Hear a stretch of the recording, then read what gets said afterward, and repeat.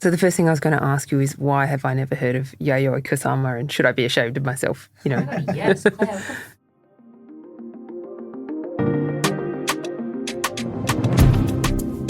From The Australian, this is the weekend edition of The Front. I'm Claire Harvey. This is our first episode in something new we're doing here on The Front, regular weekend episodes where we bring you the best of arts and culture. The weekday news gets so busy, we don't often get a chance to pause and talk about the things we love a lot. Film, TV, the visual arts, dance, music. Today I'm sitting down with one of the Australians' smartest people, Tim Douglas. He's the editor of Review, and he's recently returned from a trip to Japan, exploring the work of one of that country's most mysterious and intriguing artists, who also happens to be wildly popular around the world.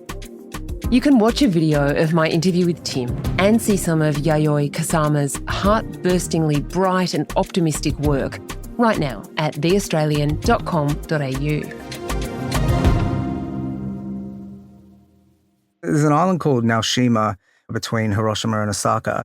The island's very well known for two pumpkins by Yayoi Kusama. This is Tim Douglas telling me about his recent trip to Japan.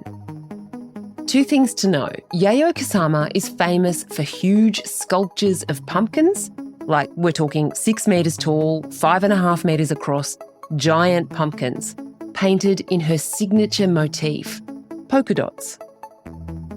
The first is when you arrive on the ferry, there's this black and red pumpkin that sits there. The second one is on the other side of the island. Now, to get there, you can walk, but it's quite vertiginous landscape at times. And so I decided to kind of grab a little e-bike and totter along. I had a beautiful little basket. It was bedotted, which was an agreeable little compliment to my day. And so I... Oh, really? It was polka dotted, yeah, the bike? Yeah, it was polka dotted, yeah. In tribute to her? Well, I assume so, yeah.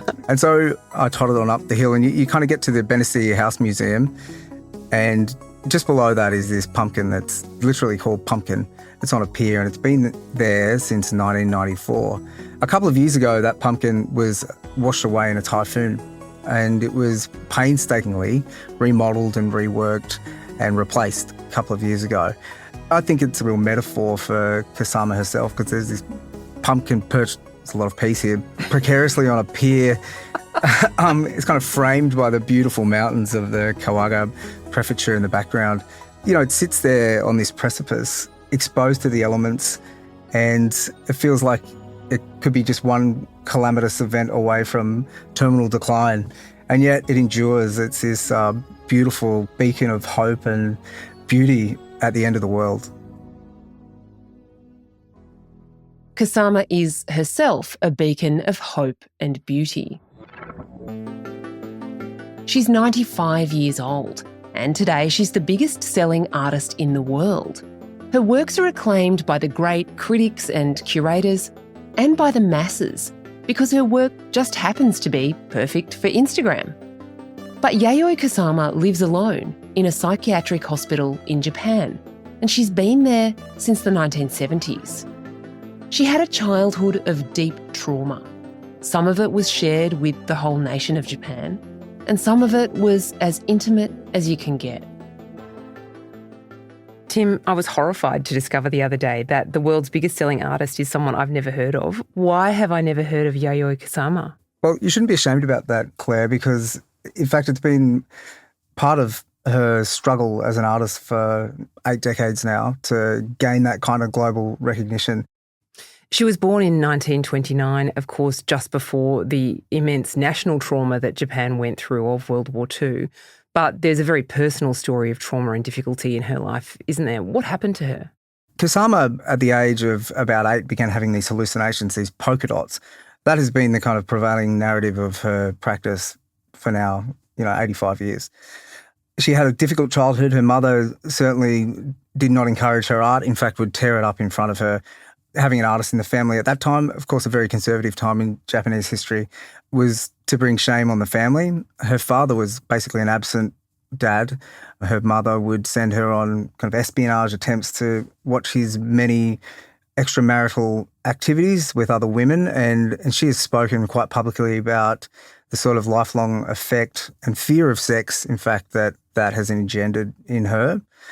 She eventually broke away from her family, came across a book of Georgia O'Keeffe paintings. Georgia O'Keeffe, of course, being a star of the American art world at that time, and someone that Kusama really admired because she was not only a female who had risen to the top, but she painted the same sort of environmental paintings that Kusama painted.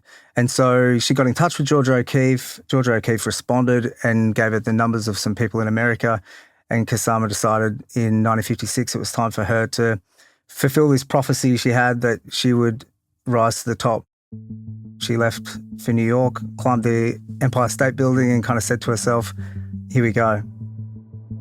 This young Japanese woman hits 1950s America and she starts doing something that was blindingly new at the time. Happenings, guerrilla art shows, kind of like flash mobs before TikTok. She'd just show up in public with her art. This happened at the Venice Biennale in 1966. Kusama wasn't invited to show her work, so she showed up anyway, along with 1,500 silver reflective spheres, about the size of bowling balls.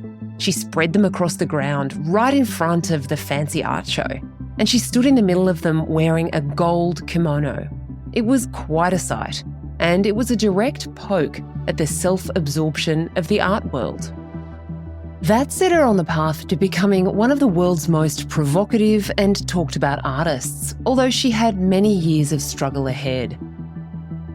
That work, Narcissus's Garden with the mirrored balls, has just been purchased by the National Gallery of Victoria, the NGV, and it's about to stage the biggest retrospective of her work ever in the Southern Hemisphere. The NGV has also bought, by the way, a giant 11-legged, 9-tonne dancing pumpkin. Those two sales are part of the annual $90 million Kusama is raking in nowadays, outselling the likes of Jeff Koons and David Hockney. How's she regarded now in Japan? Now is a very different story to when she returned to Japan in the 1970s. She was treated as a bit of a scandal queen there because she'd been part of that pop movement. She staged naked protests, which didn't translate well in Japan, which of course was still emerging from the long shadow of World War II and remains a pretty conservative country. And so she didn't really have an ally at all. There was one young curator at the time, Akira Tachihata, at the National Gallery who took an interest in her, and in the early 90s he was the commissioner for the Japanese Pavilion at the Biennale. He chose Kusama. That changed the course of her career. So today she's regarded as a national treasure.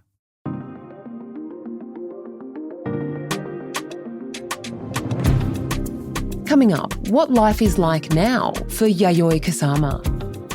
While I've got you, if you're intrigued by our different theme music today on The Front, our producer Jasper Leake composed this as a variation on his original theme for The Front, which plays in our weekday episodes. We hope you like it as much as we do. We'll be back after this break.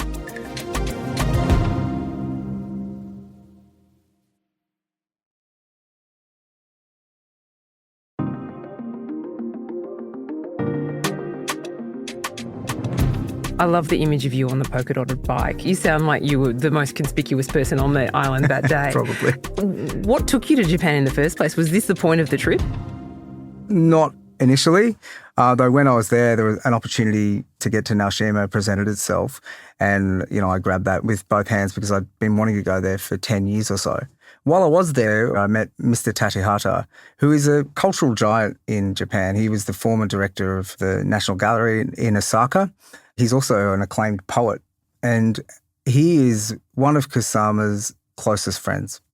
He will receive calls from her once a week, he told me, sometimes at 2 a.m, in which she will threaten self-harm or she will call in an emergency, and he will jump in a taxi every time. And when he turns up, she will be wide awake working, and she'll say, "What are you doing here?"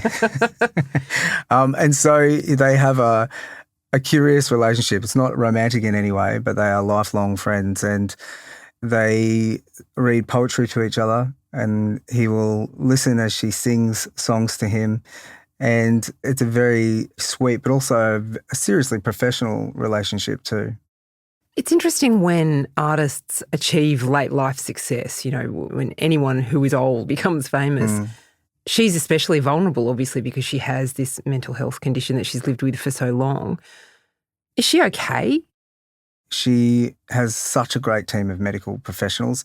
She feels comfortable in that space. And of course, the repetitive nature of her work, these dots, are seen in many circles as a way of kind of calming her mind. So she has to work because otherwise she'll be enveloped by these dots. This idea of obliteration is something that appears in her work, but also appears daily in her mind. And so she has to control these things with her practice. But as Mr. Tedihata said to me, she's surrounded by so many people, and so many people around the world love her work and they want to be photographed in it and they want to know her story. And yet she's a very lonely person. She's disassociated from her family. She's sometimes disassociated from herself. And so I think it's that another kind of paradox in her psyche that I think is really interesting to explore, because she's unlike any artist in that sense. She is a singularity like the dots she paints. Yeah, it's interesting to think about young people all over the world loving her work on Instagram, maybe having some level of engagement with her personal story. Maybe that's part of the reason why she's so intriguing. How does it feel for you as someone who loves art and is very interested in her story personally? Is it slightly troubling, or is it an inspiring story of what art can do? I think it's a great story of endurance and never giving up. She had this promise to herself that she would one day kick everyone's ass and rise to the top of the art market and beat everything, beat all the fact that she was an ethnic in America, the fact that she was a woman at a particularly kind of febrile, male-dominated time in the US. And she never really gave up that hope. Now, whether that has to do with her obsessive nature, and it probably does, is something that I can't answer. But I do think it's a great story of endurance. Well, I feel a lot cooler than I did before we started this interview, Tim, so thank you very much. Thank you, Claire.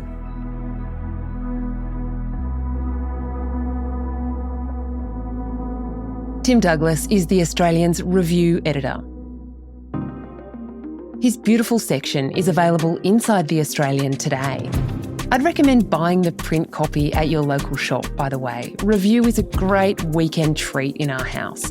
And, of course, you can read it all at theaustralian.com.au. The NGV's Yayoi Kusama exhibition opens in Melbourne on December 15.